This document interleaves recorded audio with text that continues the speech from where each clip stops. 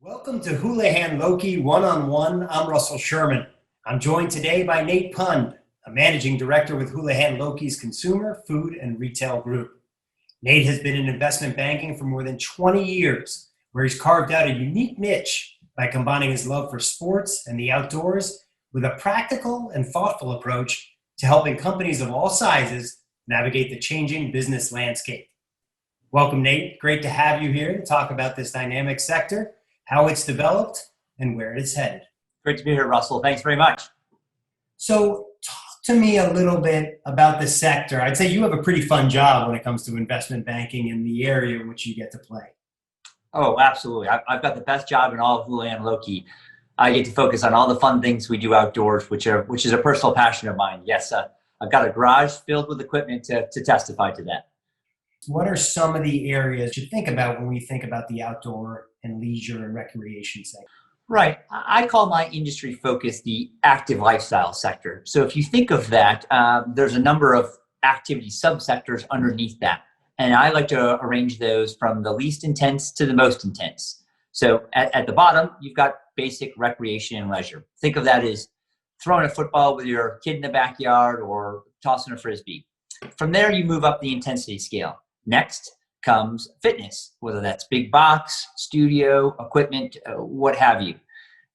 Next is team sports and endurance sports. That's cycling, running, trail running, football, hockey, tennis. Then comes action sports, surfboards, skateboarding, wakeboarding. Then power sports, ATVs, snowmobiles, wakeboard and ski boats. Then the core outdoor sector, which is the hike, climb, backpack. Then you move over to the hook and bullet crowd. That's your hunting and fishing sector. And then ultimately we make a leap to the tactical sector, the law enforcement professional and military soldier. We like to think of those as extreme campers. The truth is that those individuals really rely on their equipment, and much of that is born from the outdoors. Talk to me a little bit about how excited you were when you realized that you could actually make a living playing in this space. Yeah, it was a very exciting time from 2005 to 2010 when I owned Silver Steep Partners with two of my partners. We had a fantastic time, and more importantly, we delivered tremendous results for our clients. We ended up closing 18 deals during that time, and we're very proud of what we accomplished. But there were a lot of ups and downs, as you can imagine. First, as a business owner, I have a much greater sense in terms of how businesses work, having had to own my own, as well as having to sell my own firm. I now understand a lot of the emotions and the difficulties that you have with what is ultimately your baby. But it was a tremendous experience, and we were really rewarded to see that our thesis that the outdoor world could succeed, that there were transactions to be done there, and that someone who could focus specifically on that sector as a dedicated expert, someone who brought full commitment to that clientele, could really achieve tremendous results. In fact, I went back and looked over my deals. Our close rate was roughly 90% of all of our deals from the start to today, and we're very proud that we've been able to accomplish that. Talk about the move to Houlihan Lokey. What attracted you to that platform? Obviously, you have a number of options given the success that you've had over the course of your career. You choose Houlihan Lokey. What set them apart? I've clearly known of Houlihan Lokey for decades now, and the success they've had. And when I got the call from Jay, the head of the consumer group, at the opportunity to join the firm, I leapt at it. I jumped on a plane and met him right away. And it's the best decision I've ever made in my entire life. In fact, it's one I wish I had made 20 years ago. And I think what makes Houlihan so unique is not only the experience it means for me as an investment banker, but more importantly, how that translates to the success of the client. So as someone who's benefited from working from a number of different firms, those firms often espouse the partnership and the cross-border connectivity that they have. But unfortunately, that isn't always true. A lot of those firms are really designed on your success in your silo or your specific industry group or your specific product group. Houlihan's completely different. Houlihan is based completely on the entire success of the firm. So if someone succeeds on a deal overseas, I get rewarded for that. If I do a lot of work and I close a lot of deals, my colleagues get to be rewarded from that. And what that means is that we're all in this together. So we're all striving for the best result and the best outcome for a client. And it means whether we're in Milan or Japan or capital markets and corporate finance or restructuring or what have you, we're all here to deliver the best advice and the best outcome for the client. And that really is amazing to see how effective that can be. Can you talk a little bit practically how that works? Are there certain recent deals where you saw the firm come together in different ways that were really interesting and really drew on the capabilities of the firm across the organization? I think I would cite a recent deal that we advised on, and that's the sale of Jack Wolfskin, which is a technical clothing apparel manufacturer out of Europe. That business was taken through a restructuring. It had fallen on some very difficult times. We advised it at Houlihan Lokey through that, with the creditors ultimately taking over possession of the business.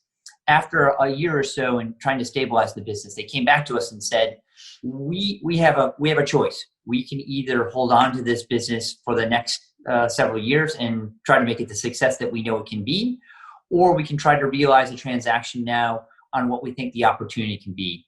And we were hired in corporate finance to do that. And it was a very unique deal because we went to such a small group of buyers to drive that outcome, ultimately selling it for about $500 million to Callaway.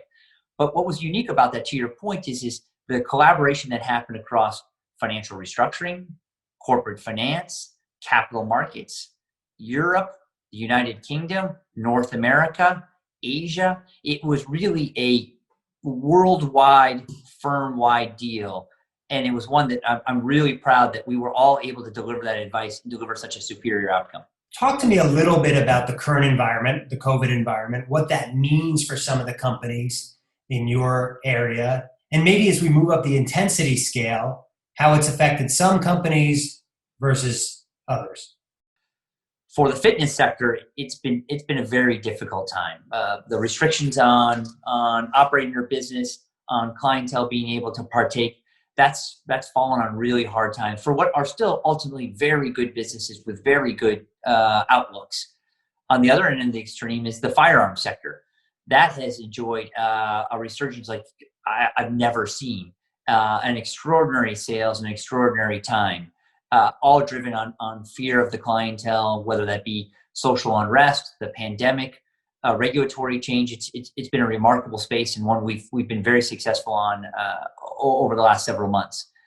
In the broader outdoor space, I'd say we're seeing the true worth and true merit of the outdoor space in that the business is really, really, really shining. It's really demonstrating to the customer why their products exist and why they can help them be healthier in terms of their lifestyles, enjoy the outdoors, participate in these activities in a socially distant framework, in compliant framework, meet with their friends, be more with the outdoors, and really help with your overall health and wellness. That the broad outdoors is doing very, very well. It's certainly been an uncertain time and a trying time. If I had to define my sector, I think I almost refer to it as a Dickens tale. It's been the best of times and the worst of times. And I can see that across the ends of the spectrum of activities that we serve. How are you advising companies in this environment? It's one thing to deal with bad news. It's another thing to deal with good news. But uncertain news makes things really hard to plan for and very difficult to understand. So I guess my best advice overall, without being too specific with each subsector within the active lifestyle space, is focus first and foremost on your employees. Those are the people that are going to be delivering the product and the experience to your customers. Those are your mechanism by which to succeed. So if you invest in those people and you give them the power and the support and the information that they need, that's what's really going to drive success of your business. I see that again here at Houlihan Lokey. We've all had to move to working remotely, and the support and the leadership and the tools that we've been provided to do our job has just been extraordinary. And I think that's one of the reasons why we are so successful and so busy today in terms of what we do.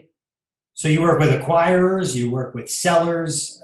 Let's start with the acquirers. What are some of the important trends that CEOs should be thinking about if they're looking to acquire other companies in this environment? If you're an acquirer, I think you need to look at a couple of things, and I'd start with the vulnerabilities, because that's what this pandemic has really demonstrated in a lot of in a lot of companies. And that is first and foremost, where does your product get supplied from? What is your supply chain? And how reliant are you on that supply chain, and the time of that supply chain, and the depth of that relationship and that partnership, and how flexible are you? Some people have flexibility and some don't. And that's important to understand what the constraints and opportunities are. Same with the distribution channels. How reliant are you on somebody else's business for your product or service to succeed? How reliant are you on that company to be open, to be able to service your customers? How much connectivity and ability to deliver your product do you have directly with your customers? Those are really two important attributes that I think have been highlighted in this pandemic, both the good and the bad. From there, though, I'd say you also need to look at the competitive landscape and look at that on a global basis. If anything that this pandemic has demonstrated is that we're all in this together, and that this world is a global world, not only in terms of some of the difficulties that we're facing, but in terms of the marketplace that we have. And we have to think about how our products can work in that global marketplace, both from a competitive standpoint and from a performance attribute in terms of what they're designed to do. Going back to the acquisition, staying on the acquisition side of the equation, we see a lot across a number of different industries, a lot of money being raised to go after distressed assets, companies that aren't performing particularly well, maybe even on the verge of bankruptcy, and people seeing opportunity in those types of areas. Are you seeing that in the outdoor rec space as well? Yes, absolutely. We've been working on several of those in the different subsectors. And the way I think I look at those businesses is I like to look at the opportunity. I like to be glass half full. No doubt that they've had their challenges. They wouldn't be in a restructuring if they weren't. But from an acquirer's perspective, it's all about looking about what can that business do. But it comes from a fundamental understanding of what mistakes were made, so those same mistakes aren't repeated. But we think there's a lot of potential in what people can do with certain distressed opportunities and where they can take it. How about the sellers? What are they thinking about? What can companies be doing right now? What's the smart moves to make them as attractive as possible in the marketplace? If I were giving advice to sellers, I think I would stick to the fundamentals, and I would really think about three components. I would think about your brand. What does your brand mean? What do you want it to mean? How does a customer understand you? We look at that from both an analytical standpoint and a subjective standpoint. So from an analytical, we like to break down brand value into a mathematical equation. And we think of brand value as the sum of brand identity. What does that brand actually mean? What are you trying to convey? Brand loyalty. Did you perform in terms of what you said you're going to do? Is the customer loyal to you and trusting you?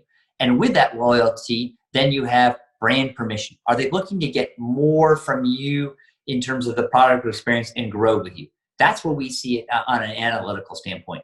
On the opposite, from a subjective standpoint, we do something that we call quite humorous. We call it the hat test. Would you be willing to wear that brand on a baseball cap? Is that something that you feel proud that you want to walk around and show? And not every brand has to meet that test, but it's an important one for you to understand where you fall in the world or what you're trying to accomplish. And with that brand, we would then say, you've got to look at the core of your product or your service. Is what you're providing differentiating enough to support that identity that you're trying to convey across? Is it designed to function where you are, or meet a price point of where you are, or a segmentation, or a customer? And then the last attribute I look at is, back to the fundamentals, is the employees. Who are the managers? Who are the coworkers? Who are the colleagues that are helping you accomplish that mission? And how have you empowered them and allowed them to do that? We often find with a lot of entrepreneurs that, as you can imagine, they have a lot of personal pride in their business and take a lot of control of the business. That's all well and good until you want to sell and walk away from your business. A buyer's going to say, well, wait a second, you're so important, I can't just let you leave. So it really comes down to your ability to delegate and empower your coworkers to help you succeed. So I think I would give those three fundamental attributes to really think about your business. And from there, the rest of the success should come easily. What are the smart moves in this environment that companies should be making to better position themselves when we get through the coronavirus and we're on the other side? I think the smart move now is all about customer communication and that connectivity to that customer. So how are you ultimately relating to that customer? Do you have to rely on a retail or somebody else's website to sell your goods, or do you have that connectivity directly with them? And that doesn't mean that all of your sales or the majority of your sales have to come from your own e-commerce website. There's a great ability to communicate through your website directly to the consumer or other channels where they come to customer service and they need help with a problem or trying to understand how something works.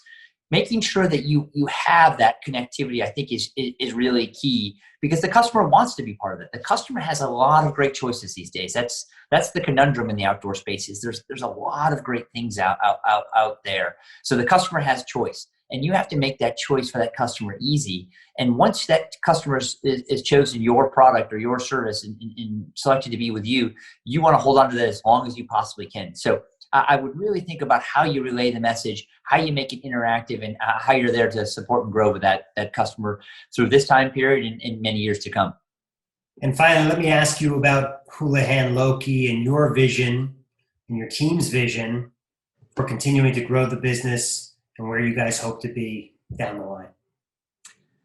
We've been really fortunate, as I said, in terms of the success that we've had here at Houlihan Lokey. And as I mentioned, it's not only born out of 20 plus years of focusing on this active lifestyle sector and the expertise that we deliver and true commitment to the client, but also what we've been provided here in Houlihan, its reputation and the support they've provided. So for us, it is all about what we believe is a great future. And that great future is about helping our clients succeed one deal at a time. Nate, thanks for joining us on Houlihan Lokey One-on-One. Fascinating story. Really appreciate the time.